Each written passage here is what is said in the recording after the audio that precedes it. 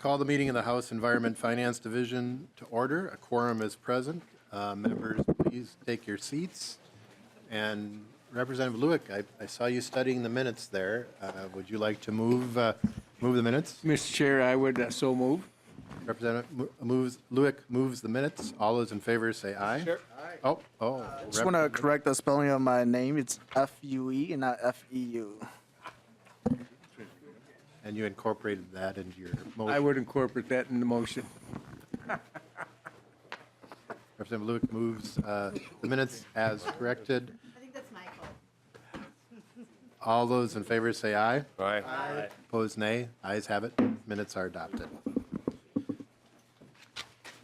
Members, today we're going to be having some background presentation on two very large issues relating to landfills, the closed landfill program and the MLCAT program. And we have the Pollution Control Agency here to talk about that. And then we will move later in the agenda into a bill, and I'll be handing the gavel over to Vice Chair Claflin as we proceed through that with testifiers. So I think we will start with the closed landfill program. Commissioner Kudelka, are you starting off? I am. Okay. If you could introduce yourself for the record and proceed. Thank you, Mr. Chair and committee members. For the record, my name is Kirk Kudelka. I'm Assistant Commissioner with the Minnesota Pollution Control Agency and handle land issues. And I have my colleagues here with me today that you met the other day, Hans Neve and Jamie Wallerstedt, and they're going to be helping me out on some of the more details of the projects that these funds will be used for in the future. So to start with, I just want to talk about, again, the three ways we handle pollution. And this is something you'll hear from us very often. And one is to prevent it, one is to manage it, and one is to clean it up.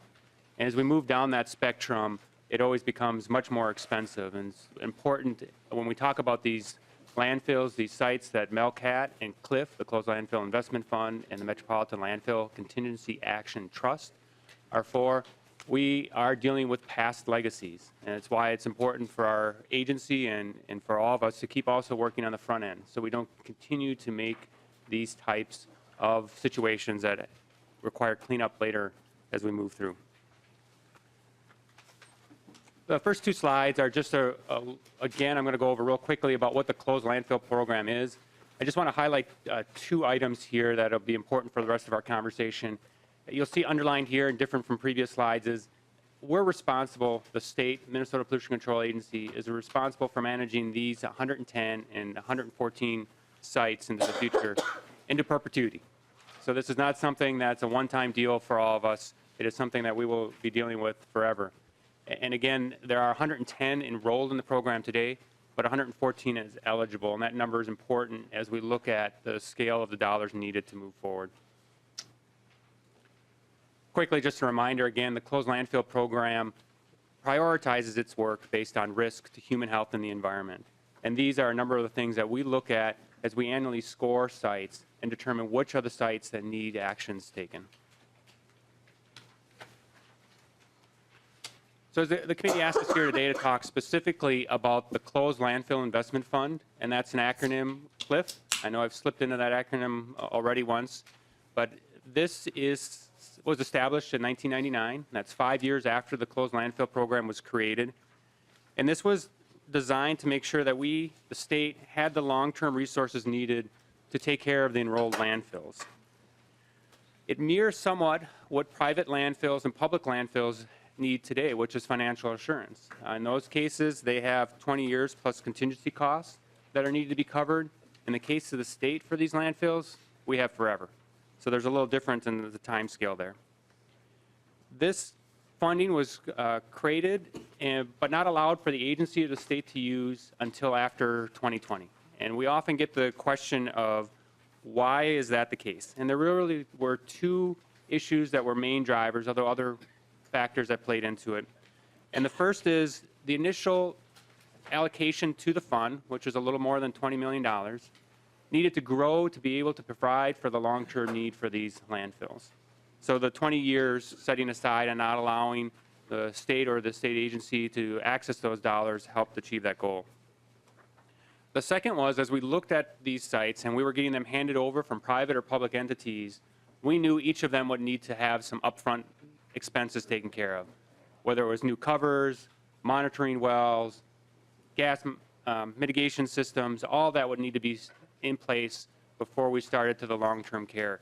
And the thought at the time was, after 20 years, we would get to that point. The good news is we got that far on a number of these landfills, and so we were able to accomplish that. But there are still some of our more challenging sites, such as WDE and freeways still out there. In addition, as we have learned more over the 20 years, there are additional things that need addressing at these landfills.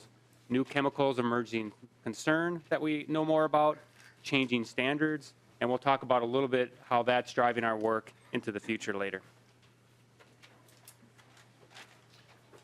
So the sources of funds started with a $5.1 million transfer for 4 years from the old solid waste fund to Cliff. The solid waste fund was funded through insurance recovery settlement dollars and also the solid waste tax on individuals and businesses. And just to give a little history on what the insurance recovery settlements were, when the closed landfill program was created and individuals, whether public or private landfills, came into the program, one of the responsibilities of the former owner of the landfill was to turn over all the insurance records they had. Back in the 70s and early 80s, insurance companies actually had coverage for landfills. That's since stopped.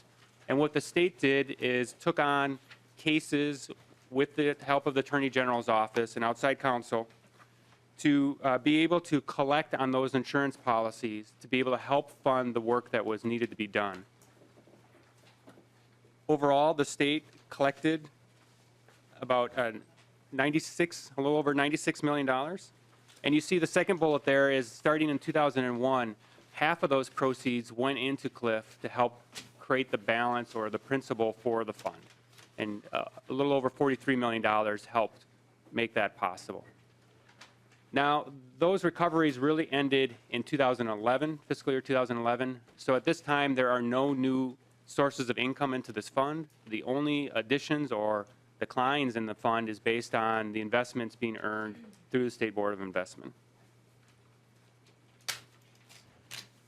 While the agencies or the state have not been able to tap this fund previously to work on landfills, there have been other times the funds have been tapped. And as requested by the committee, we're going to highlight each of those and just talk about them because they're all a little different, and the mechanisms on how they were handled and how paybacks did or did not occur.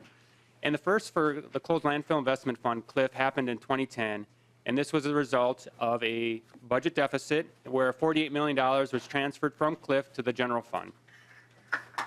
In the legislation specifically, it called out that it would be repaid back to the fund in 4 installments in the future. And when that started to occur at fiscal year 2015 was the first payment, it was made of $9.9 million of previous principal of the account that was taken and transferred out was paid back.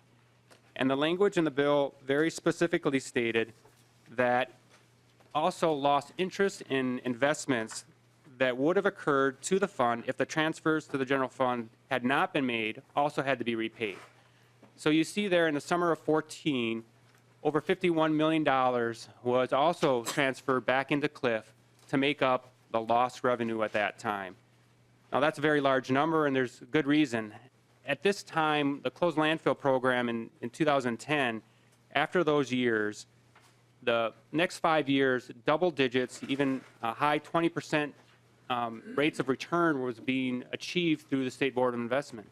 If the money had stayed there, the closed landfill fund principal would have grown by those great leaps and bounds. And that's where you see the state repaid that fund at the tune of $51 million. However, in the 2015 legislative session, the 3 remaining principal payments, which totaled $38.1 million, were canceled, along with any other lost interest from investment earnings that would have been paid for the time after July of 2014. The second legislative transfer occurred more recently in 2015. where just over $63 million was transferred from the fund to the general fund during a time of budget surplus. The legislature at that time also put in language for repayment, but in a different manner, much more like the school repayments were done, where if a surplus was found in one of the budget forecasts, that would trigger the automatic repayment of the fund. And so you see, while the 2015 legislative session had this money being transferred to the general fund, quickly in November of 2015, when there was a surplus, the money was transferred back to the closed landfill investment fund. So that brings us to the current state of the fund. Right now, just over $87 million, and you'll see we have it time stamped on a date because that changes very frequently because of investments. If you look at some other materials that we regularly send to the legislature, including November forecast, you'll notice that number was $92.75 million. And that difference is a result of losses through an investment during this time. The agency has put together a policy on how we anticipate and will guide our future use of these dollars starting in fiscal year 2021. The current legislation allows for, or language on the books allows for a statutory appropriation for the agency to access it, much like the agency has that ability for the remediation fund when dealing with cleanup projects. The policy states that we would limit our use of it to the historical interest earnings to make sure that we have the long-term viability of the fund and be able to carry this on into perpetuity. And so what we're looking really to do is not to touch the principal at all, but just work off the interest that's being earned. And so that historically has been about 4% annually, or about $3.6, $3.5 million a year. And we've worked with the State Board of Investment on this to determine what is a sustainable amount that can be used from the fund, but still allow for our long-term goals to make sure there are dollars there decades, even a century into the future.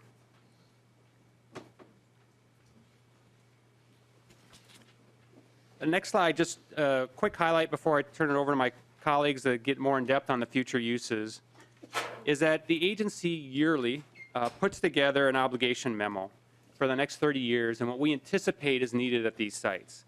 And our most recent one was done this last fall, and the total comes for the next 30 years of $277 million plus dollars to cover the anticipated actions that are needed at the 110 landfills and the 4 that have not yet entered into the program.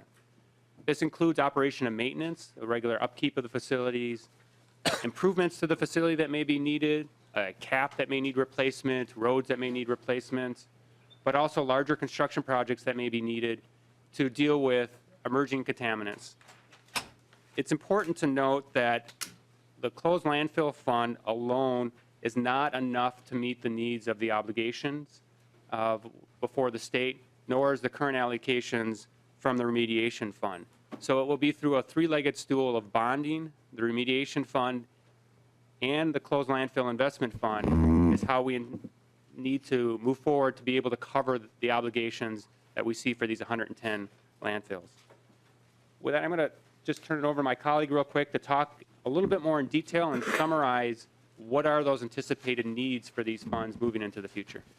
Before we start on that, Commissioner Kudelka, just back on the slide with the cancellation of the $38.1 million in 2015, do you know what, if we assume the normal rate of return that's occurred from 2015 to date, what that $38.1 million that was canceled would be today? Mr. Chair and committee members, I don't. It would depend on what the earnings were with the State Board of Investment. That's not something we have figured out with them. And then another question. You have the transfers out from 2010 on. Were there any transfers between 2000 and 2010 as well? Mr. Chair and committee, we don't have any record of any. And Mr. Hagemeyer, do you have any record of any other transfers since the inception of the program? Mr. Chair, I'm unaware of any prior to 2010. I believe you might be thinking of the ones in the Melcat account that were transfers. And Mr. Hagemeyer, Commissioner Kudelka referenced statutory appropriation.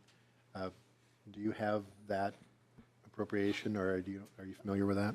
Mr. Chair, I think the agency is using 115B.421, which is the account creation for the closed landfill fund. And I think the legislature and the agency has a little disagreement of whether or not that's an appropriation. It says the money may be used by the commissioner for a purpose, but it doesn't say are appropriated to the commissioner for the purpose of the closed landfill program. Commissioner Kudelka? Mr. Chair and committee members, he's correct. There is a difference of opinion. MPCA and MMB have had discussions on this and have discussed it with our attorneys.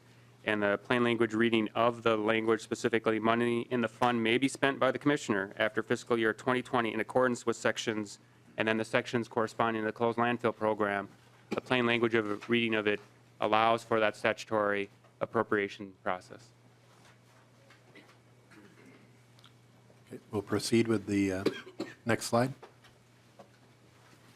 Good afternoon. My name is Jamie Wallerstedt, and I work with the Minnesota Pollution Control Agency. I'm a supervisor in the Technical Services Unit and work a lot on the closed landfill program.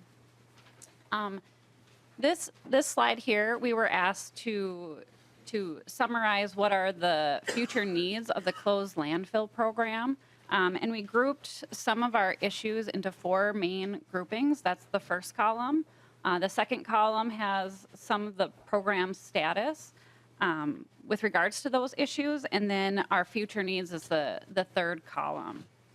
So the first one there is the methane gas. As you know, and we discussed earlier this week, our landfills do emit methane gas and greenhouse gases.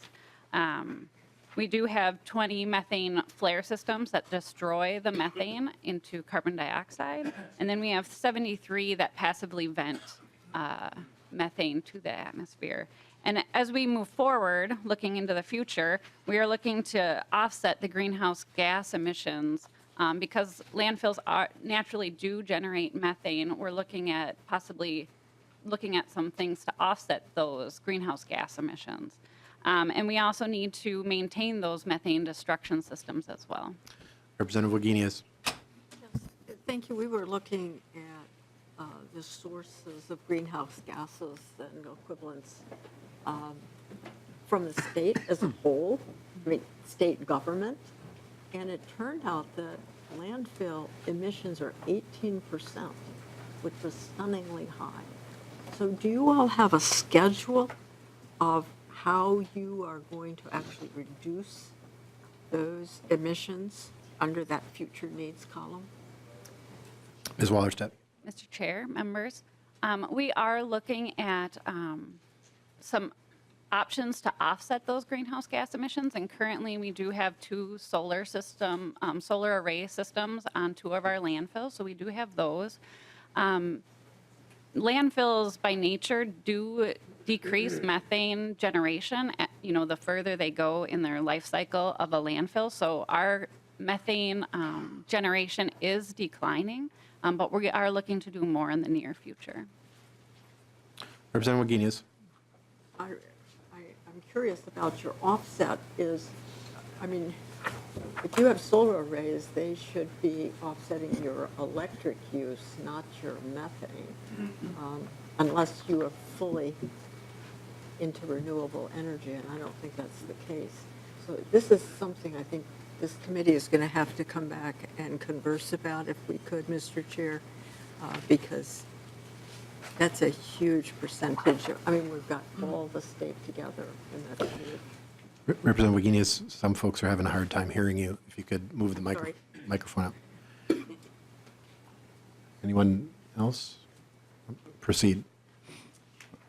The second issue that we have that Commissioner Kudelka did mention earlier is we do have issues of emerging concern, which includes both contaminants of emerging concern and vapor intrusion at our sites. We do currently test for PFAS, formerly known as PFCs, and 1,4-dioxane at our sites, but we haven't gotten through all of our sites looking for those contaminants of emerging concern. In addition, vapor intrusion, we have started looking for vapor intrusion at our sites, but we still have a lot more to do in that arena for closed landfills. So those are things that we will be looking to do more of in the future as well. Operations and maintenance, we have a lot of infrastructure at these closed landfills. We have groundwater treatment systems, point of use treatment systems for drinking water. And we have, like I mentioned earlier, flares and passive venting systems. So as those systems age and things start to fail, we do need to maintain those consistently at our landfills. And then the last one up there is infrastructure to support response actions. As we talked about, there are these issues of emerging concern, and when we start looking for them, we have to then react to them with appropriate response actions. And so as we move forward, we will be looking at, with these emerging issues, do we have to implement more response actions at our sites? Any questions? Why don't we proceed into the Metropolitan Landfill Contingency? Commissioner Stout. Mr. Chair and committee members, as mentioned, the next item is MELCAT, Metropolitan Landfill Contingency Action Trust. As you'll note, this was created prior to the closed landfill program's existence and the existence of CLIF. It was created in 1984. And this is a result of predating financial assurance for landfills and the state seeing the potential for problems on post-closure needs of these landfills and the need of putting dollars aside to help address those issues. The number of landfills that were covered by this in the metropolitan area greatly diminished with the creation of the closed landfill program in 1994. And as a result, we only have 7 landfills that are eligible for use by the state for emergency or long-term care. And I'll get in a little bit more detail on that when we talk about the 7 eligible sites. The first is 4 closed construction demolition landfills that had accepted a small amount of mixed municipal waste. That's the trash you and I throw away every day at our homes. And these 4 sites have been closed for 30-plus years, and that's how they become eligible for the program. And so that allows for the state to move forward and take care of these locations. And we'll talk a little bit later, my colleague, on what is being done at each of these sites. The second category is an old dump. And just for understanding what the agency means when we say dump, it refers to a place where solid waste was disposed of prior to state permitting. And that doesn't depend on the amount of the size of the facility or the type of waste that was done, but this is before the state started permitting and had closed. And in this case, Pig's Eye Dump and Landfill is the one that the legislature specifically wrote into MELCAT and being an eligible use. The second is our 2 open landfills that are currently located in the metropolitan area, and that's the Burnsville landfill in Burnsville and the Pine Bend landfill in Inver Grove Heights, both in Dakota County. The dollars from MELCAT can be used during the time of closure and post-closure, that 30-year period, if for some reason the regulated party does not take actions and the state needs to step in, and the state then would seek cost recovery against those 2 entities to take care of those costs. And then after 30 years, it goes into the same situation of the 4 closed construction and demo landfills where the dollars would be eligible for those long-term needs at the sites. Now, these 2 open landfills currently have financial assurance for 20-plus years and contingency actions under state law, and that's something that they are carrying through our open landfill permitting program.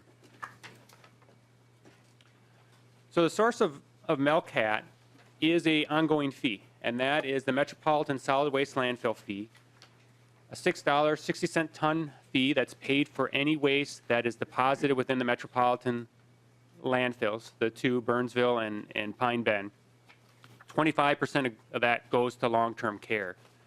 This is similar to a fee that is charged at greater Minnesota landfills and counties where they have a fee. The only difference here is this is based on a region, and the state holds the dollars. Well, if this was a greater Minnesota county, that fee would go to a county-held fund.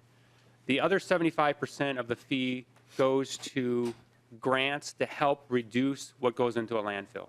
So recycling activities and others pass through to counties or the state agency to be able to reduce the long-term needs by preventing waste from going into a landfill in the first place.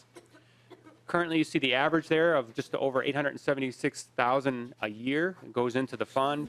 And then, like Cliff, recently this money was invested in the State Board of Investments, and those revenues are also put into the fund.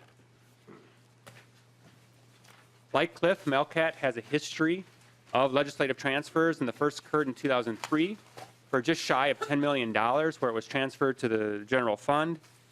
The legislature at that time used a different language in terms of a payback. It was a intent to pay back the dollars, but no actual mechanism to require the payback. And as a result, that money has never been paid back to the fund.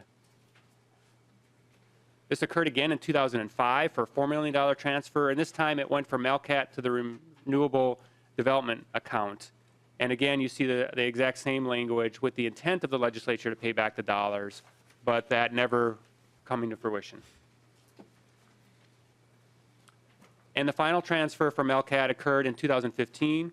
This was paired with the same time of the transfer from the Closed Landfill Investment Fund, where dollars would be transferred to the general fund, and then when a future forecast showed available dollars, it would be transferred back to Melcat, and the same thing happened. So we've shown a number of different transfers here and 3 different mechanisms on how the intent to pay back the fund were written into law, and you can see there's different effectiveness based on how those were written into law. And Commissioner Kudelka, there's no sunset on that intent, is that correct? Mr. Chair and committee members, you are correct looking at the language. Proceed. So just a quick summary slide then on the current status of the fund. Just shy of $10 million is available there. Again, just like the Closed Landfill Investment Fund for the Metropolitan Landfill and Contingency Action Trust Account, we have a policy that documents MPCA's usage of the dollars. And what we're using it for at this time, response actions for the 4 closed construction demolition landfills that accepted MSW or trash, and also actions at the Pig's Eye dump. And we'll get into those details with my colleagues next. Proceed. So I'm going to take you through the 4 construction and demolition landfills that accepted a small amount of municipal solid waste and the work that we've done recently at those sites. The first one is the Bijan Dump and Demolition Landfill that's located in the city of Plymouth. And the blue area that on each of the maps, that's the permitted landfill area. So just so to get everybody on the same page. But the work completed previously was a soil vapor investigation. And as you can see, there's some buildings built on that site. One in the southeast corner, there's a strip mall on that site. And the property owner wanted to sell the property, and during the investigation, it was decided that that property did need to be mitigated for vapors. And so the property owner did go forward and mitigate that property, or that building, for vapors during that property transaction. The second site on the right-hand side is Herbst & Sons Demolition Landfill. That's located in New Brighton. That has a commercial building on it, and then it's also a stockpile for fill material associated with the property. And we completed a soil investigation on that property as well. There was no risk to the building at that time. The third site is on the left-hand side. That's the Rosemount Demolition Landfill, obviously located in Rosemount. We did also complete a soil investigation at that property, and no risk to any buildings. There's no buildings on that site. No risk to any buildings were found, but we are looking at the townhouses to the left there, left of the landfill, west of the landfill, going forward. And then the fourth site is the Vadnais Heights Demolition Landfill. The city did develop that site with a park, as you can see the ball field in the middle, and then they have a community center on the eastern portion of that site, or on the right-hand side. And we did investigate that, a soil vapor investigation as well. The building was found to be safe, but we are looking at more work on that site as well. Hans will take you through the Pig's Eye dump, and then after that, there's a summary of some of the work that we are looking to do this year and next year as well at all 4 of these sites.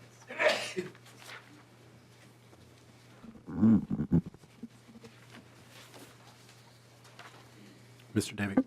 Thank you. Good afternoon. For the record, my name is Hans Navy. I'm the manager of the closed landfill program. I'm here to talk to you today about a site, a landfill that's actually not in the closed landfill program, but is eligible for MLCAT funds. So the Pig's Eye dump, this is the largest unpermitted dump in the state of Minnesota. And it's in a very unfortunate location in the Mississippi River floodplain. You can see on the map, Holman Field on the other side of the river, and also it's adjacent to Pig's Eye Lake and the Metropolitan Council wastewater treatment plant in St. Paul. It's 8.3 million cubic yards of waste. It was, this dump operated from 1956 to 1972, and the waste was deposited over 230 acres.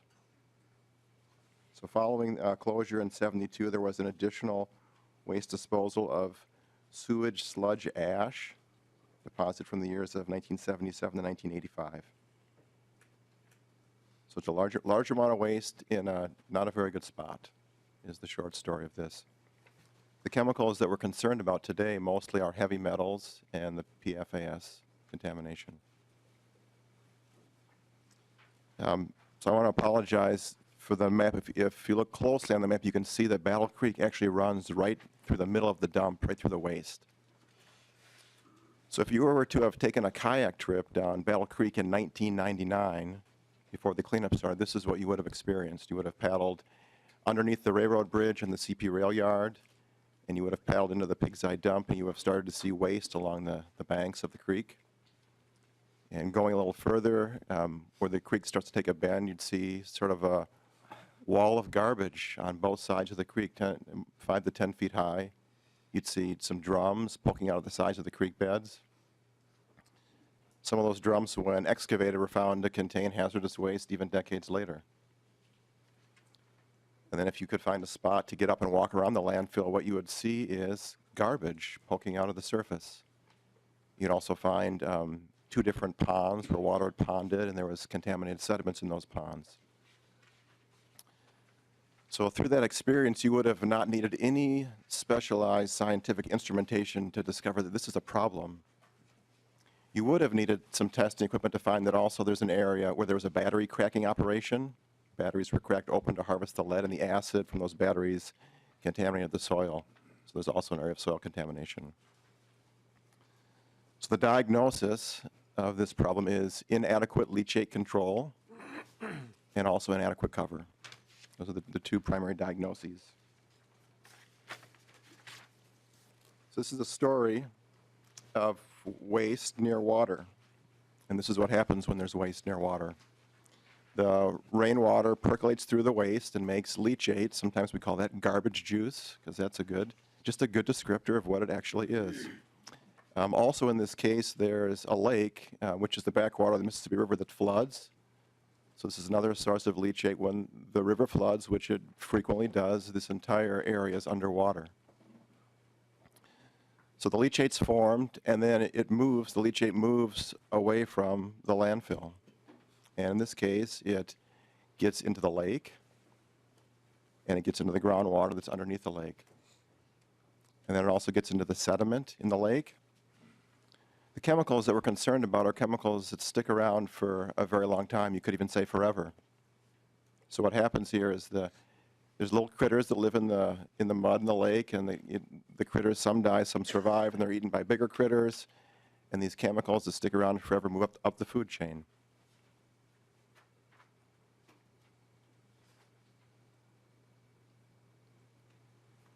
This is the story of what was happening at the Pig's Eye dump.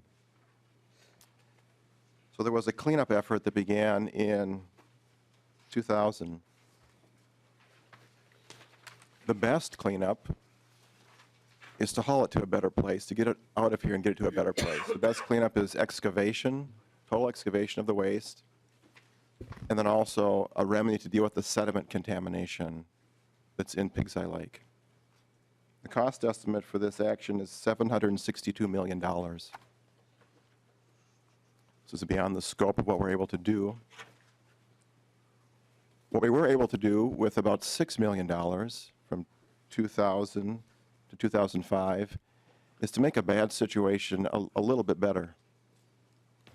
And we really did 4 different things. One is we removed the drums of hazardous waste that you could see sticking out of the banks of Battle Creek.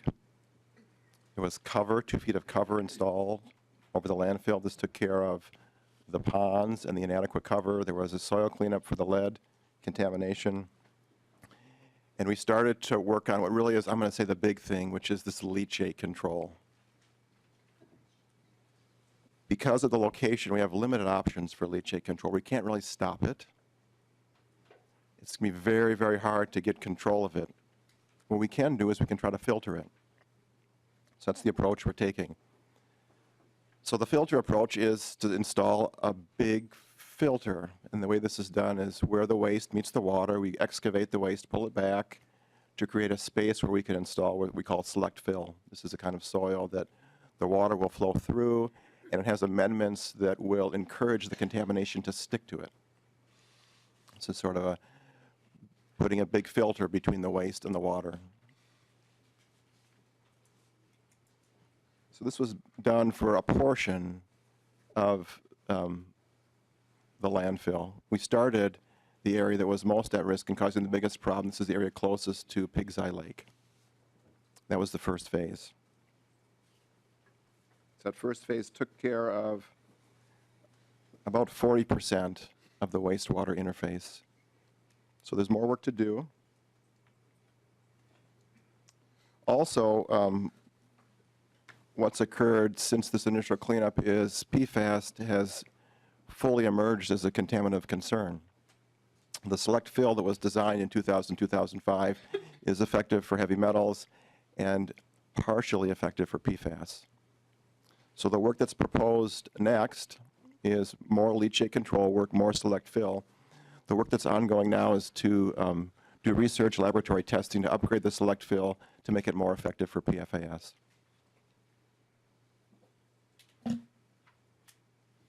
So that work is going on now with funds from the Melcat Fund. Future work, and I'm just going to call it the next stage of future work at this site. Neve, if we just, good moment, we have Representative Wagenius has a question. Representative Wagenius. Thank you, Mr. Chair. Before we go on to future work, when we did the closed landfill program originally, we knew there were 1,400 roughly unlicensed dumps in Minnesota. And so the closed landfill program specifically excluded them, and we only raised the money for the landfills that you originally talked about. So the Pig's Eye dump wouldn't have been covered in removing risk from the responsible party. So have you talked to the folks responsible for the hazardous waste in the PFCs? Have you asked them to participate in this cleanup? Mr. Nave. Mr. Chair, members, the participation that we've had so far has been with the City of St. Paul, who operated the dump. So they did some amount of in-kind work during the cleanup. They're responsible for long-term care of the facility, and they reimburse our costs for monitoring. What we've not done is a full Superfund responsible party search for all of the contributors to the Pig's Eye dump, which almost certainly includes a number of small businesses and churches and schools and industry, a lot of people. So we've not done that work. And in many cases, we're not sure who the responsible parties for the hazardous waste were at this time. If I could follow up, Mr. Chair? Representative Wagenius. It is the hazardous waste that I was focusing in on, and you should be able to find the responsible parties, even when I hear their PFOSs. I mean, there can't be more than one or two responsible parties there. So it does seem to me that before we ask Minnesota taxpayers to take on the burden of cleaning this up, those who put hazardous wastes here should pay their fair share. And I'm not hearing that, and that is very troubling because when we did solid waste originally, we raised the solid waste fee with the agreement of all of the people who had put solid waste in. So you're moving into an area now of hazardous waste and essentially subsidizing them with taxpayers' dollars. And that's very uncomfortable to me. I mean, it's changed the whole trajectory of these programs. So it seems that it would be good to find those folks who put in the hazardous waste and come back and report to us who those folks were. Mr. Nate, Mr. or Commissioner. Mr. Chair and committee members, there are some reasons why there has been that deviation. One is the legislature did first set up and put this landfill to be eligible for the fund and put forward the project that was talked about, the first project that dealt with the removal of the hazardous waste drums and allocating and appropriating dollars for that specific use. And so that's following that direction of the legislature, making it this fund eligible, or excuse me, this site eligible for it, and the previous direction to do the work using this fund, we've carried forward with that same philosophy moving forward to the site. A large Superfund designation, responsible party search, as been mentioned, could be done, but we would end up back in the same situation we are with the creation, why we created the closed landfill program. And so given the past direction by the legislature, that's why we have moved forward and looking to use Melcat not only now, but into the future. Representative Wagenius. However, this is different because you know that there's hazardous waste here. And I didn't ask about a full-blown going after every responsible party, every church. But looking at who put the hazardous waste into this site, it seems to me is something you ought to do because those folks who put the hazardous waste into the site should be responsible for the cleanup. I mean, that's what the whole responsible party thing is about. That's what the underlying law is about.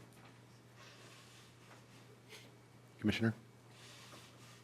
Mr. Chair and committee members, we can have more conversations about this if you'd like. I think it is a more detailed piece, and I know we're on a timeline, and we just have one more slide. It's up to you how. So Representative Fisher's been waiting, and Representative Fabian has one too. So, Representative Fisher. Thank you, Mr. Chair. Couple of quick questions is, you were talking about the filter that's installed to catch the dump juice as it runs out, and was wondering what is the success rate of that filter? What is the life of the filter? How often does it have to be replaced? And then the other one is in terms of water flow. I know you've got groundwater monitoring going on in the area. Where is everything flowing? Is everything eventually flowing into the Mississippi River from the groundwater, or where is it going from there? Mr. Nave. Mr. Chair, members, yes, the surface water flows to the Mississippi River. Pig's Eye Lake is a backwater of the Mississippi. In terms of the lifetime of the filter, that's an open question right now. I can tell you that we're not seeing any significant amount of that filter capacity being used up since the time it was installed. You had another question as well that I've forgotten. I'm sorry. Yeah, thank you, Mr. Chair. Yes, the last one is, what is the effectiveness of the removal? Does it get 99% of the contaminants out, or 100%, or is it lower than that? Mr. Nave. The goal we're trying to meet is the surface water quality standard, and it can meet that for metals. So once the contaminated water moves through the filter, it meets the surface water standard coming out the other side. So the percent of reduction is proportional to how contaminated it was when it goes in, which is a variable.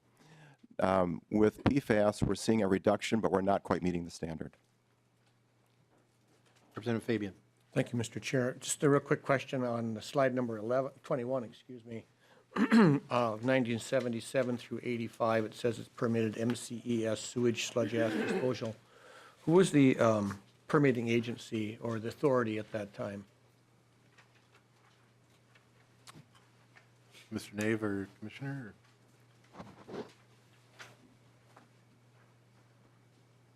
Mr. Chair, members, so I've not, don't have a recent memory of reading that permit, but I'm assuming it was the agency. I would need to double check to be sure. If you could, I'd appreciate that. Thank you. Thank you. And just before the last slide, if I'm doing some shorthand math here, that we're lucky that the 2015 session had the repayment, because if there's about 9.8 and change right now, that 8.1 that came back in, we'd be, and I realize there's been changes in investments, we'd be in $1 million, $1.2 million potentially, if that, in the fund. I know there's been expenditures as well, but looking at the costs and $9 million from '03 that wasn't repaid, and $4 million from '05 that wasn't repaid, and the investment years that were good during that time, and the costs that are there, it seems like there's a need. Those are fees that were paid by individuals and businesses, right? The last slide. Oh.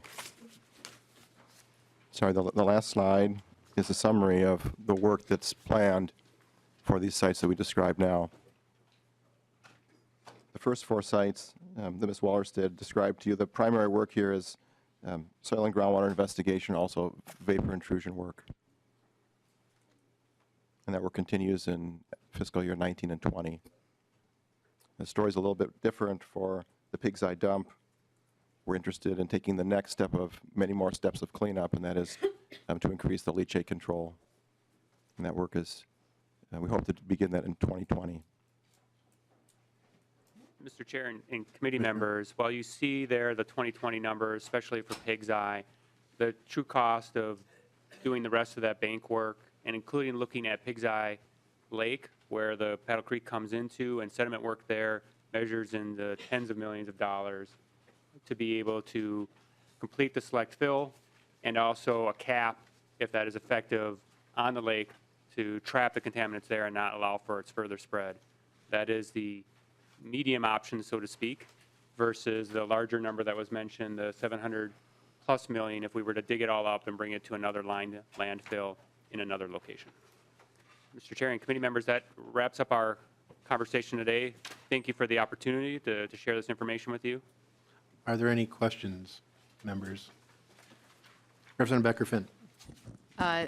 Thank you, Mr. Chair. And so Vadnais Heights is one of the communities I represent. And I think it's easy in these committees when we get in these deep conversations, looking at these big numbers and talking about historically why things are the way they are, to forget that these are real people that could be affected. And I know this is certainly not, something that the folks in that area are necessarily aware of. So if you go back to the map on page 10 of Vadnais Heights, we have multiple ball fields there. There's a playground there. My kids and my constituents' kids have play there and play in the grass and play in the dirt. What is the work that needs to be done? What is that going to look like to the community? And also, what should my constituents maybe be concerned about? Mr. Nave? Or Ms. Wallerstedt?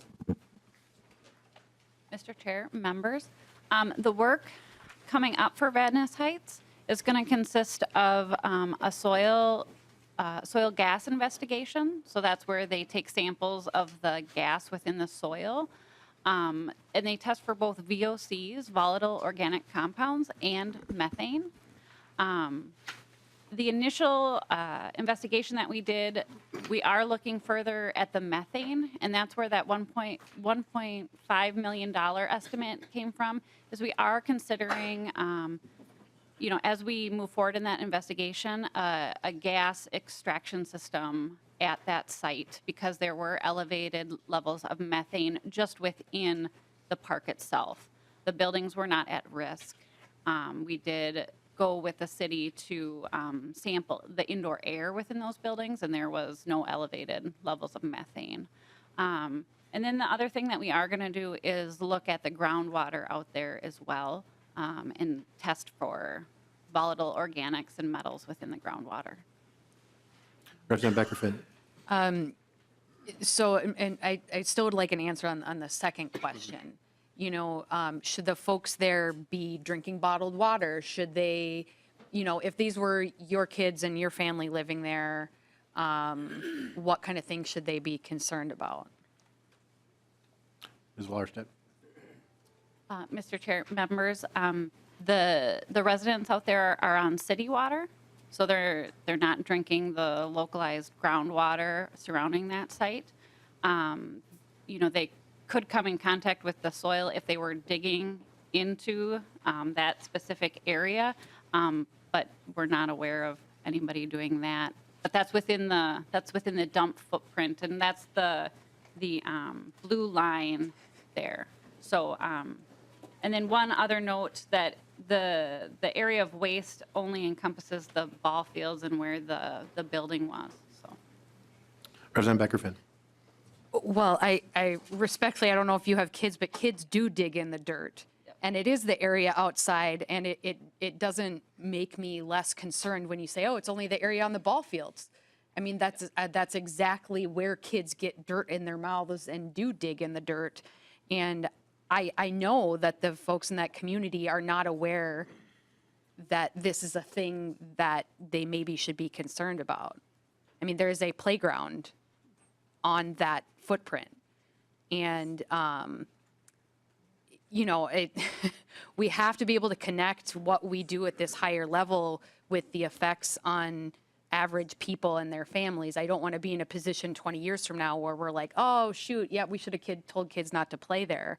And Representative Purcell can speak to an area in his community where, honestly, my family members grew up in the Cass Lake area, where part of the problem was that kids were playing in the dirt, and oh, guess what? There's creosote and there are chemicals, and now, oh, whoops.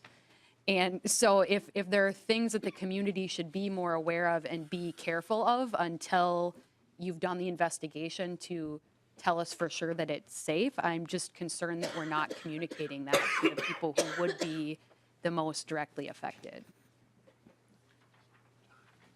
Mr.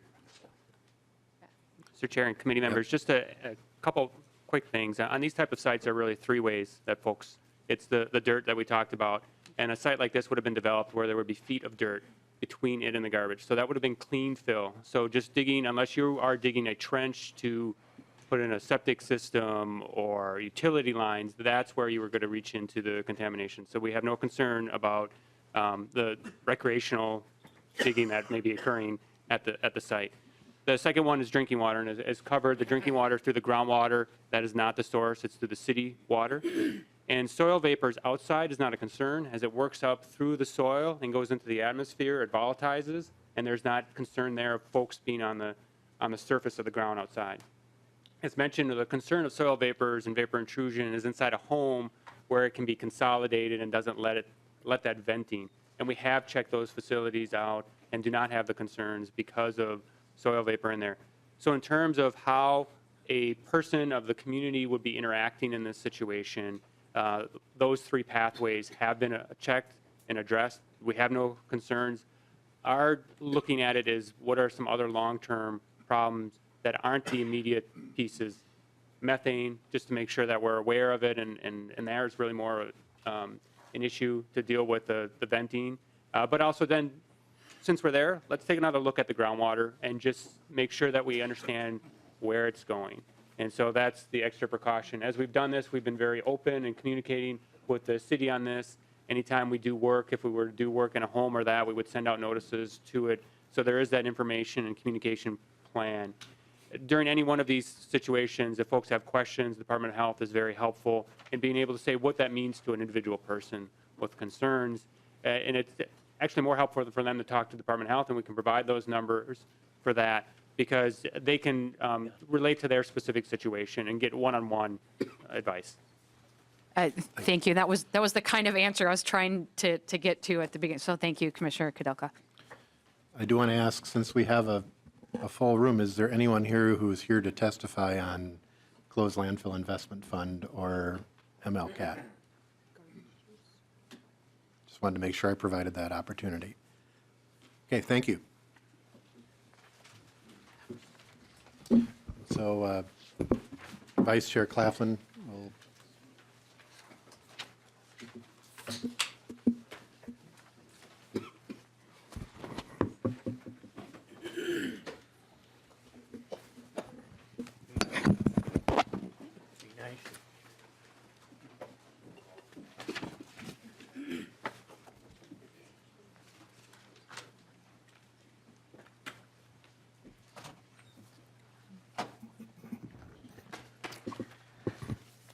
All right, up next we have House File 233. This bill was referred to this division by the Ways and Means Committee. Representative Hansen, would you like to move your bill? Thank you, Madam Chair and members of the committee. I'd like to move House File 233 pass and be re-referred back to the Ways and Means Committee. Representative. Madam Chair, I have an author's amendment to put the bill into the shape I would like it. Please proceed. I would move the A1 amendment. We're going to move the A1 amendment. All those in favor, please say aye. Aye. All those opposed? The amendment is adopted. Please proceed. Thank you, Madam Chair, and members of the committee and the audience. Just a little bit on the A1 amendment. There were some provisions in the bill as it passed, the original bill that passed and was signed into law on bonding that needed some correction. There was a couple of points where there needed to be clarification on where the money was going, and otherwise, House File 233, as it was introduced, was the bill relating to the appropriation bonds in the bonding bill in May of 2018. House File 233 is a corrections bill. It will correct the bonding bill provisions that were paid for with appropriation bonds. So just to describe the bill as amended, it would take each of those appropriations as they were in the bonding bill and replace the appropriation bonds with general obligation bonds. The effect of this is that should reduce the cost of those projects, and it would also be able to get them started. The general obligation bonds generally are cheaper than appropriation bonds. They were not able to go to the bond market, so we don't have an actual difference in the cost, but in general, the general obligation bonds are cheaper. In general, these provisions are environmental. That's why they're here in front of this committee. There will be another bill that will be heard in Representative Murphy's bonding or capital investment committee, I believe, on Tuesday. So just to walk through some of the appropriations quickly, there are natural resources appropriations for asset preservation, for Elk River, for dredging Lake Orono, South St. Paul, Saida Lake for capital improvements to improve water quality. In the Pollution Control Agency, there's the Anoka County WDE landfill. There's Lake Redwood reclamation, money to the Board of Water and Soil Resources, for conservation easements for the CREP program, the Public Facilities Authority for state match for federal grants, water infrastructure funding, point source implementation grants, and the Met Council for parks, and then we have the bond sale expenses. In addition, the bill repeals the authorization for the appropriation bonds as well as the actual appropriations. And so with that, I know there are some testifiers, if they would be willing to come forward.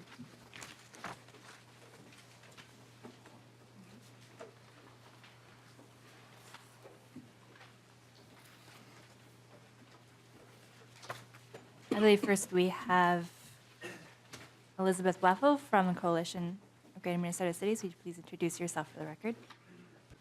Thank you. Thank you, Chair. Chair and members of the committees, thank you for allowing me to testify today in support of HF 233. My name is Elizabeth Weffel, and I represent the Coalition of Greater Minnesota Cities, an organization of more than 97 cities throughout the state of Minnesota. Our members play an essential role in protecting Minnesota's waters through their wastewater and stormwater systems. Our member cities are probably the group most affected by this bill today. $59 million of the general obligation bond in today's bill are for the Public Facilities Authority for PSIG grants and WIF grants and loans. Those grants and loans will be used for a variety of wastewater, sewer, and stormwater projects designed to protect Minnesota's waters. For example, the city of Little Falls is anticipating a $7 million state grant to upgrade its wastewater facility so that it can remove even more phosphorus that would otherwise be flowing into the Mississippi River. The city of Austin annexed several parcels of land with houses on it that had failing septic systems with direct discharge to surface water, posing an imminent threat to public health. It needs a grant to build sewer lines to those properties. The city of Marshall is anticipating a $7 million grant to reduce the amount of salt flowing into the Redwood River that can harm fish and plants. All of these cities are ready to go. They are shovel-ready, probably more than shovel-ready. In fact, several of them have the bidding documents and keep calling me every week wanting to know when they can go out on bid for these projects. They really want to move forward with these essential projects. Delaying the action on this will only cause further environmental harm and increased costs. Both Marshall and Little Falls have seen the costs of their projects rise because of the continued delay. And the longer the delay, the more the potential harm to our waters. The CGMC and its members do not take a position on what type of bonds are used, but we think that general obligation bonds put forward in this bill will basically solve the problem that we are facing. In your packet is a column written by Little Falls Mayor Greg Zilka, who is the second vice president of the coalition and mayor of one of the towns most affected by this ongoing dispute. He makes it very clear that he and other affected city officials in the state simply want to move forward with these water projects. We thank Representative Hansen and the other legislators who have come forward with a solution to this funding crisis. We need to move forward and fund these projects now. As Mayor Zilka says at the end of his column, doing nothing is not an option. We urge you to move this bill forward expeditiously so that our communities can move forward with their clean water projects.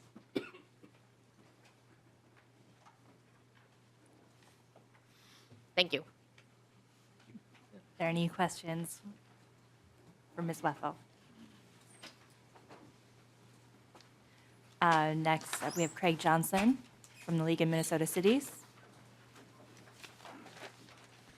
Thank you, Madam Chair, members of the committee. Craig Johnson with the League of Minnesota Cities. Will save you time, not repeat many of the things that Ms. Weffel just said, but simply point out that the funding, in particular, the funding in this package that goes to the Public Facilities Authority is essential funding for getting the wastewater and drinking water, and even in some cases, stormwater infrastructure we need in our cities moving forward. So very much appreciate the author's effort on this to get the money moving out where we need it, and thank you for your support. Happy to answer any questions.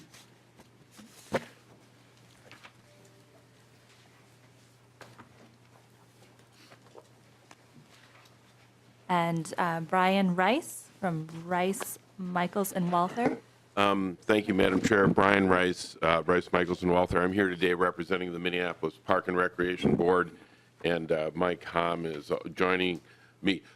Minneapolis Park and Recreation Board is one of 10 implementing agencies in the metropolitan area, along with the City of St. Paul, Bloomington, Three Rivers Park District, and Scott Carver, Anoka, Washington, Ramsey, and Dakota County.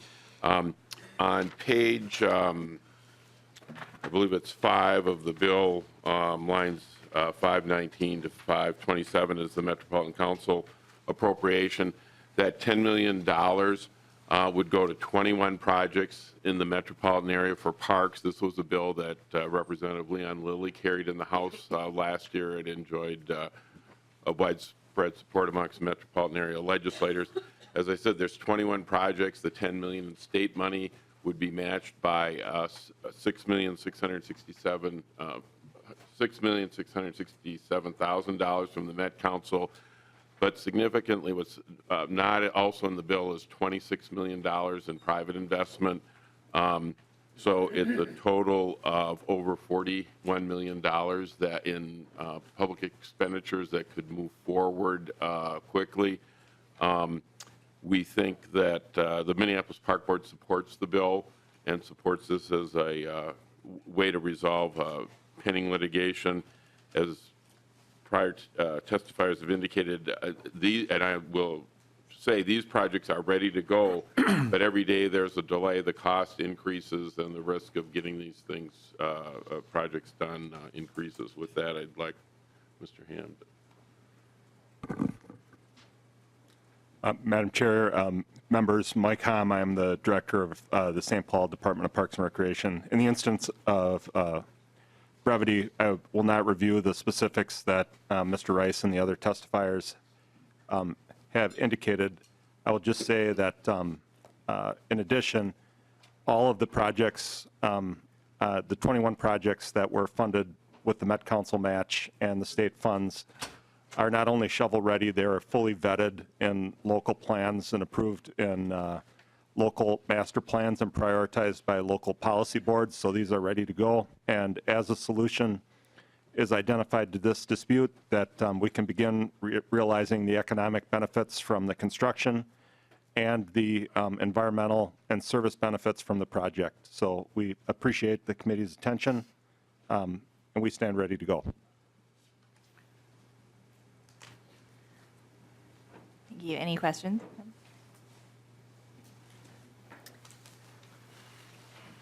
Next, we have Molly Peterson from the Friends of the Mississippi River.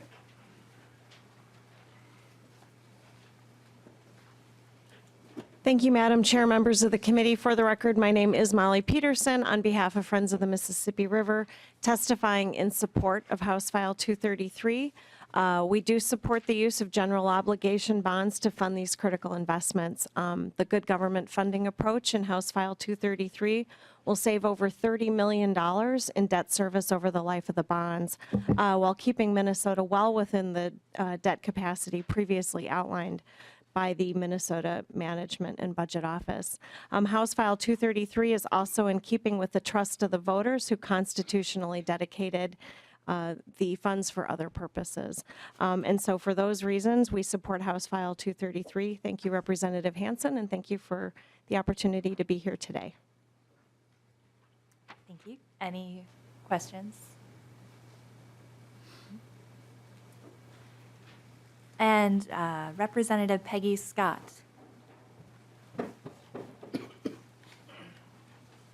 Thank you, Madam Chair. You're moving up the ranks really quickly. I do have a handout here. I don't know if there's the page.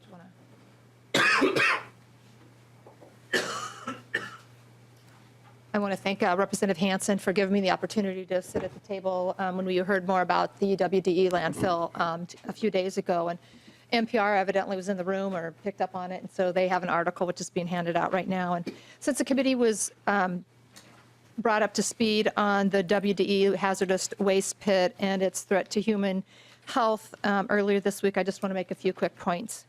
In terms of hazard and toxicity, this is the #1 priority for the last 2 administrations. 3 legislatures have agreed with this project being a priority by funding first the preliminary work, including soil testing, and you saw photos of those, the contaminated soil earlier this week. The design and then the remaining funding so that we could get the bids was the last step. And now we did put it out to bid, and the contractor is asking for an additional $4.3 million more to complete the project, and that's why I believe someone is going to be offering an amendment later today for that amount. We can't begin work unless we have the entire amount needed, which is 10.3. Because you can't really open up a site with this level of toxicity and volatile materials without finishing the project at the same time, and we have to have the entire funding because MMB is now telling us that they will not even let the $6 million from last year, which is in this bill, unless the entire amount needed is funded.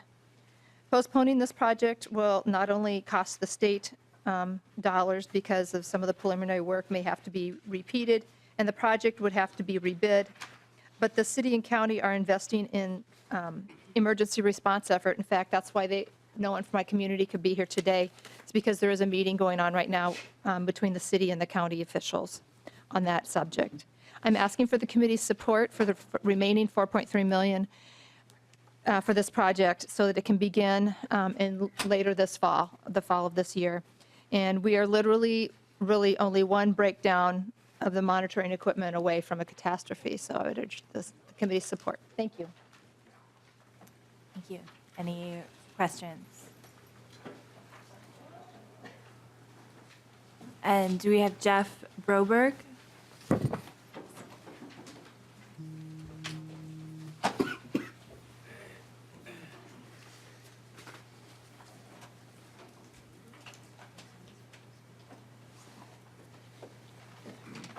Thank you, Madam Chair and committee members. I'm Jeff Broberg. I'm a former LCCMR member, and I just wanted to come today in support of the resolution here and ask for the committee's support. I'm not going to go into the reasons we got here. It's important that I think you've heard a lot of good testimony today of the reasons to move forward with this, so I'll keep it short. Thank you. Thank you.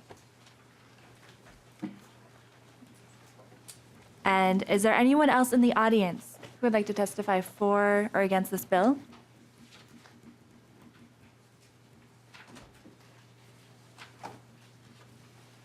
Right, there is an A3 amendment. Oh, Representative Fabian. Thank you, Madam Chair. The A3 amendment to the bill is to, as Representative Scott has addressed, the amount of money that's in this bill is $4.3 million short of what is actually needed to do. And we also heard the testimony from her that the bonds will not be let unless it is fully funded. And we need to go through this. I don't know if there's anything else. Well, there's one, and of course the bill or the amendment, it's somewhat technical. If you take a look, the amounts in there are all 4.3 except on the amendment 1.4, page 5, line 28, delete the 98. That's actually 98 million. And insert 102 million. Staff tells me that that's a technical thing that comes out to 4 million, but that has to do with how they round up and round down. And if staff wants to address that, just so everybody's clear, I'd be happy to do that. Madam Chair, the reason that doesn't quite have the 4.3 that the other numbers are these are like the 1% of the cost that MMB would use to cover the administrative expenses and selling. So we would normally just round up or down, so it's in the hundreds. Representative Fabian. Thank you, Madam Chair. And with that, I would urge the committee to accept this amendment. I'll use the words that Representative Becker-Finn used a little while ago. These are real people that could be affected by not getting this mess cleaned up. And with that, I'd ask for a roll call on the amendment. I'd like to move the A3 first. Representative Hansen, did you have any response? Thank you, Madam Chair and members of the committee and Representative Fabian and Representative Scott. I understand the urgency. The bill that I drafted and as it's amended already is a corrections bill. And we want to move forward with that bill. I commit to work with you in the future on resolving this. We heard earlier in testimony today a number of landfill issues, unfinished issues with landfills. And Representative Fabian, I think last week I talked to you about tasking members of both parties if we could find some volunteers to work on landfill issues because they're going to be large and intense. And Representative Scott, I understand the urgency, but at this point, I would encourage a no vote on the A3 amendment. Representative Fabian? Thank you, Madam Chair. Well, I can't begin to tell you how disappointed I am. Yes, we've had conversations about landfills for a long time, Chair Hansen, and this is an absolutely essential part of this puzzle that we're trying to put together here. And wow, this is stunning to me. When I would, again, I'll renew my request for a roll call. Roll call has been. Representative Becker-Finn. Yeah, thank you, Madam Chair. And I just want to, as much as I'm, I guess I don't know that you've ever quoted me before, Representative Fabian. Just want to also say that I agree with and support Representative Hansen's comments and am willing to work with everyone to make sure that projects like this and other ones that need the funds to go forward are addressed. But I think if we're going to kind of open up the can of worms to everybody who needs some additional money, that wasn't, I think, the intent of kind of just putting in the fix and moving us forward on what was passed last year. Thank you. Representative Backer? Yeah, Chair. To me, this seems peculiar. We have a major issue up in your district, Representative Scott, and we're saying, wow, let's just kind of sit around and talk about it. I'm appalled. We have a major issue. The state has said this is the #1 dump site. Over here, we had a representative saying the kids will eat dirt. There's more people around her site up there. I would ask for a yes vote. This is common sense, folks, instead of politics. Representative Fabian? Madam Chair, if I would like MPCA to come forward and testify on what we're doing here and see what the administration's position is on this.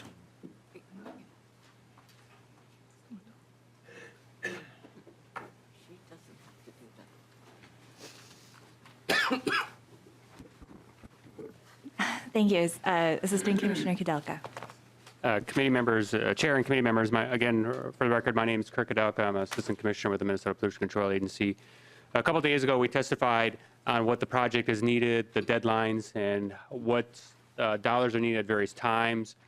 How that is dispersed by the legislature is a decision of the legislature. It is a good project.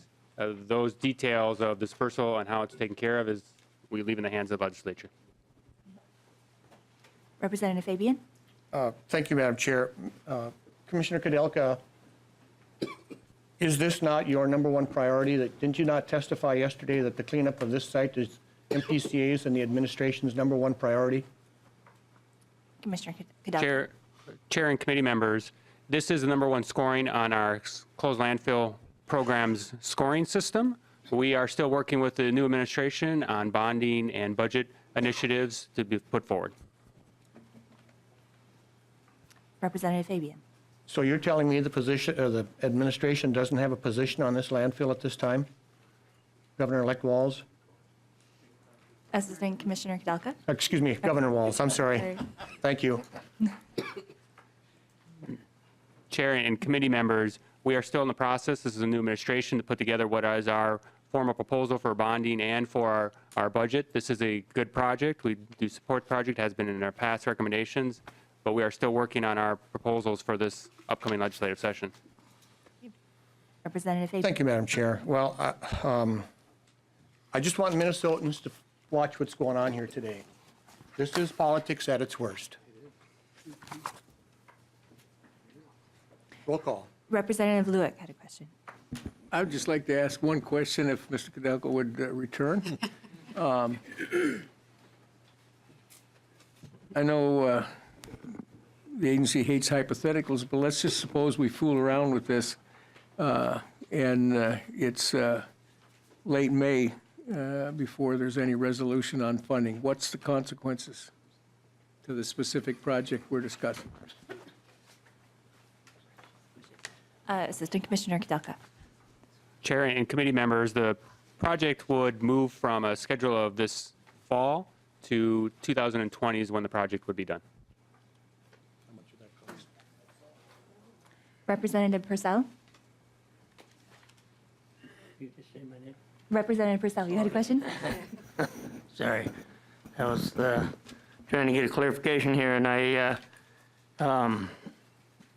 unfortunately, I missed some things that went on in the last couple of years. But I understand that this is correcting some errors that were made. And I'm looking here at page 3, subdivision 2 in Oakland County Waste Disposal Engineering closed landfill, $6 million. So they're getting some money to do some work there, and I'm not aware that there's any imminent harm that can't be handled at this time with $6 million. If you're aware of something like that, Representative Fabian, please speak to me. Representative Fabian. Thank you, Madam Chair. Well, we heard testimony from Representative Scott that the state will not issue the bonds if the entire amount is not included in the bill. Okay? Representative Scott, would you come back and repeat that for us, please? Representative Scott. Thank you, Madam Chair. Yes, that's correct. MMB will not let even the $6 million unless they have the entire amount. That was word given to me today. And once you open this site, you have to have the entire amount of money to clean it up because there's so many volatile materials there that you can't just open it up and close it and wait until you get the rest of the money.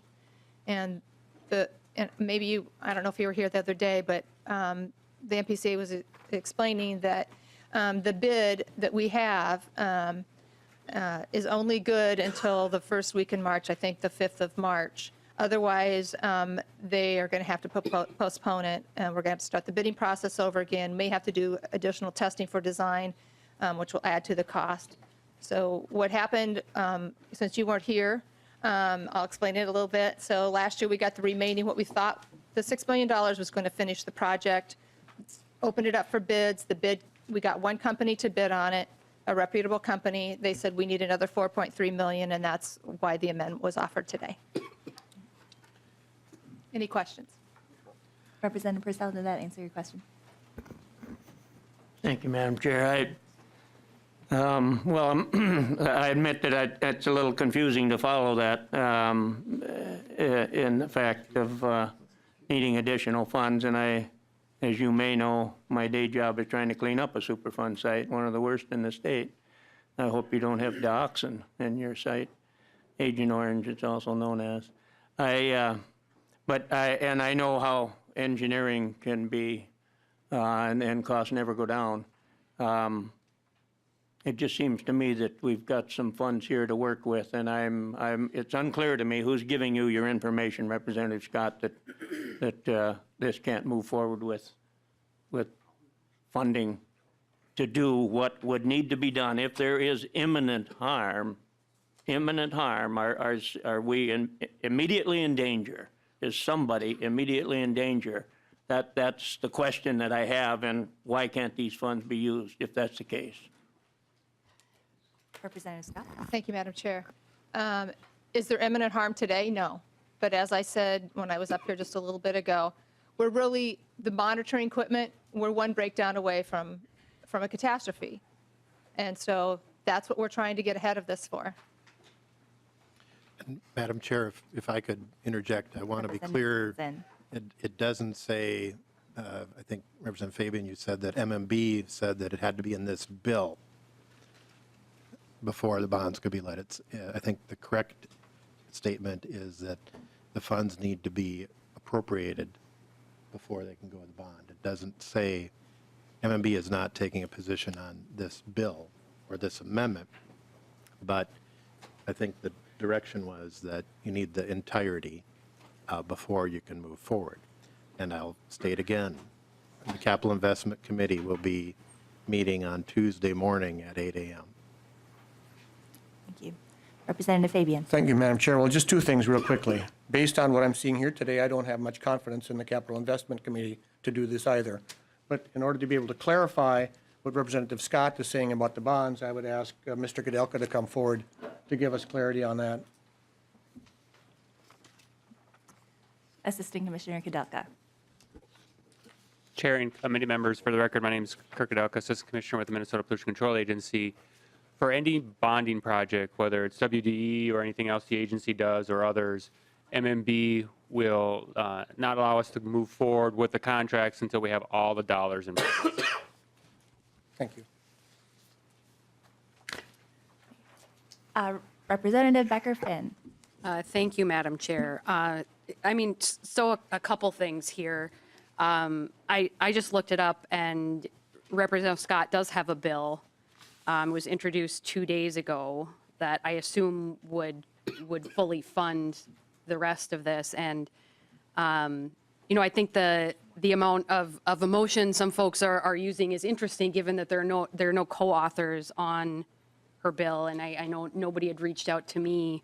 And I don't know if anyone else was asked to sign on in support of this, because I certainly do recognize that, we had them come in and that this is a top priority. And, I understand there is some urgency, but if some of us were warning folks that we were running the risk by taking the money from these funds last session, and had we not kind of played games with what the number was and where the money was coming from, and kind of stayed away from risking a lawsuit on the Environment and Natural Resources Trust Fund.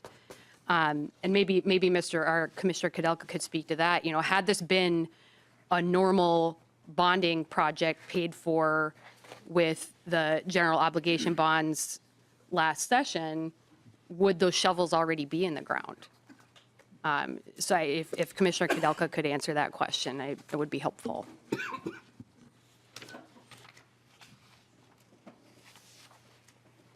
Commissioner Kudelka.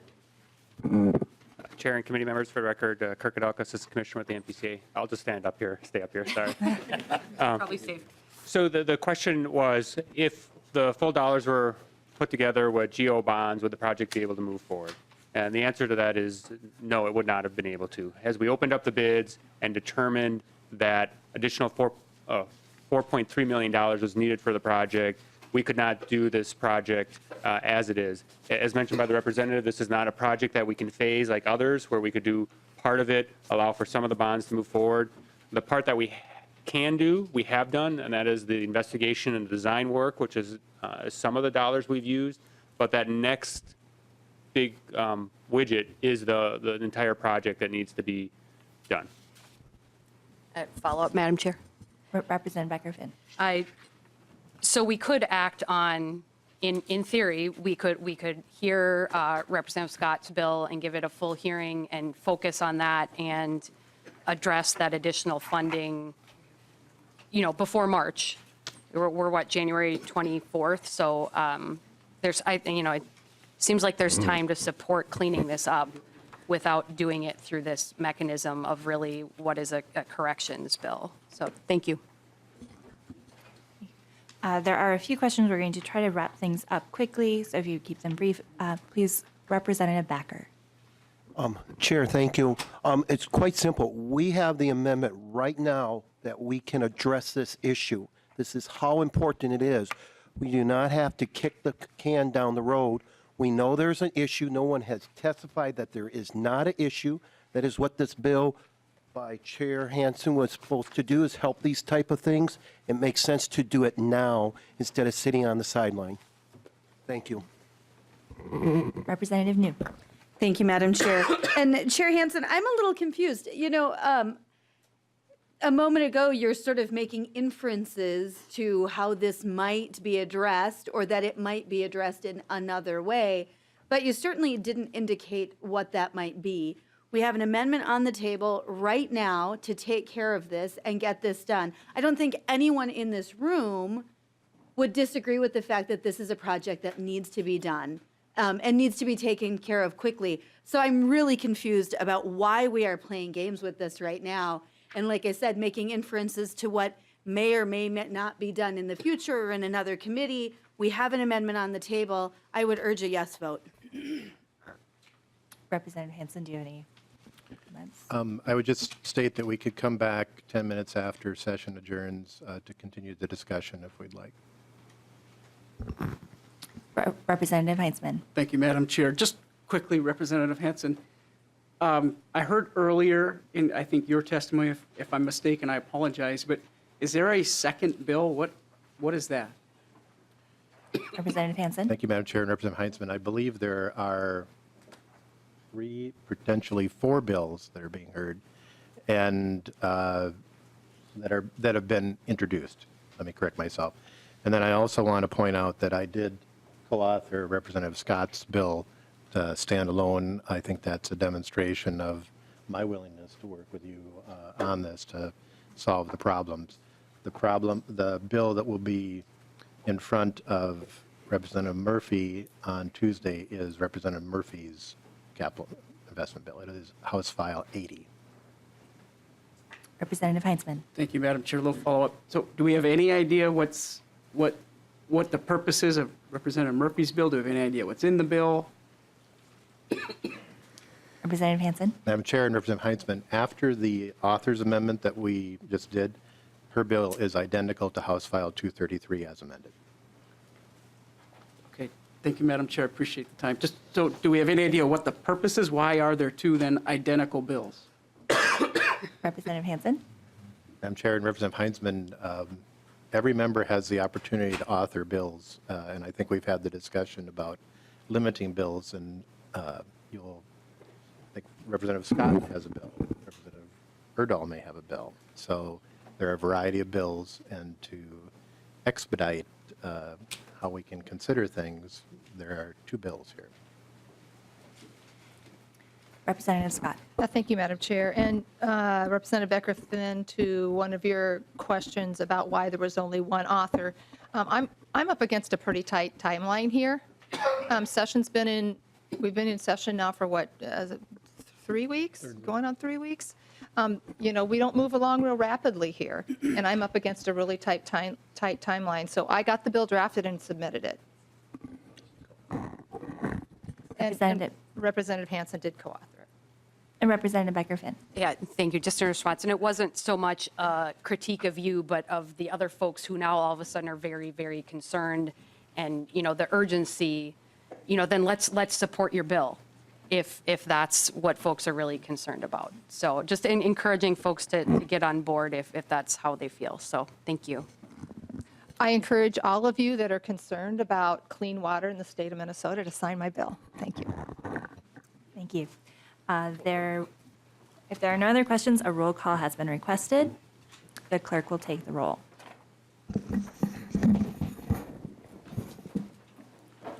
This is a roll call vote for Amendment A3. Hansen? No. Claflin? No. Fabian? Yes. Backer? Yes. Becker-Finn? No. Eklund? No. Fisher? No. Green? Yes. Heinzman? Yes. Lee? No. Lewick? Yes. Morrison? No. New? Yes. Purcell? No. Rarick? Yes. Sandell? No. Sundin? No. Wagenius?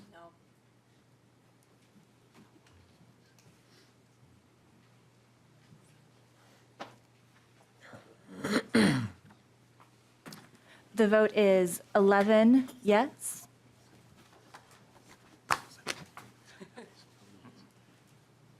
The vote is 7 ayes, 11 nays. The amendment is not adopted. Representative Hansen renews his motion. And Madam Chair, I would ask for a roll call on the House File 233. A roll call has been requested. The clerk will take the roll. This is a vote on House File 233. Hansen? Yes. Claflin? Yes. Fabian? No.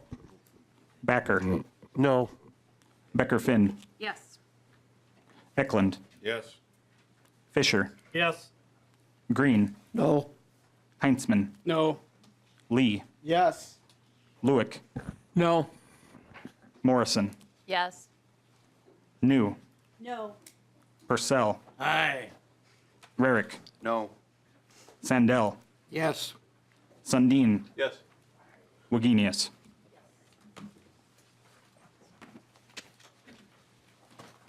The vote is 11 yes, 7 against.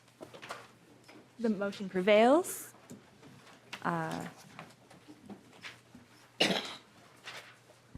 Representative Hansen, is there anything else? Thank you.